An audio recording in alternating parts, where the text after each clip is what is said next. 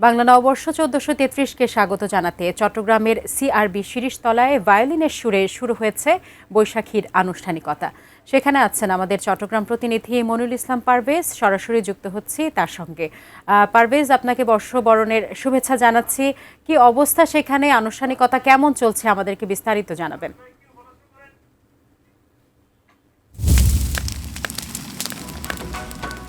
আমরা দেখেছি চট্টগ্রামের নানান আয়োজন রয়েছে, তার মধ্যে এখন যেখানে রয়েছে শিরিষতলায়, সেটি সকাল ৮টায় ভায়োলিনের সুরে সুরে এই নববর্ষের যে আয়োজন সেটি শুরু হয়েছে।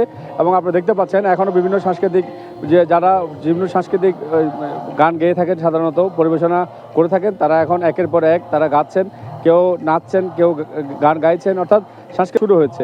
এবং কিছুক্ষণ পরে ডাক্তার শাহাদাত অর্থাৎ সিটি মেয়রের উদ্যোগে একটি র্যালি হবে, এবং এছাড়া ডিসি হিলে জেলা প্রশাসনের উদ্যোগে এবং জাসাসের উদ্যোগে সেখানেও সাংস্কৃতিক প্রোগ্রামের আয়োজন করা হয়েছে। আর এছাড়া চট্টগ্রাম বিশ্ববিদ্যালয়ে আমরা জানি যে বর্ণাঢ্য যে একটি শোভাযাত্রা সেটি হয়, এবং সেটি হবে 10:30টায়।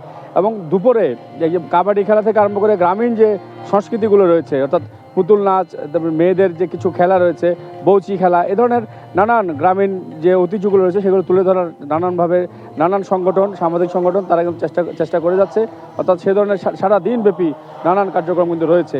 আর আপাতত এখন আমি যেখানে রয়েছি শিরিষতলায়, সেটি কিন্তু সকাল 8টায় শুরু হয়েছে এবং সেটি দিনব্যাপী চলবে।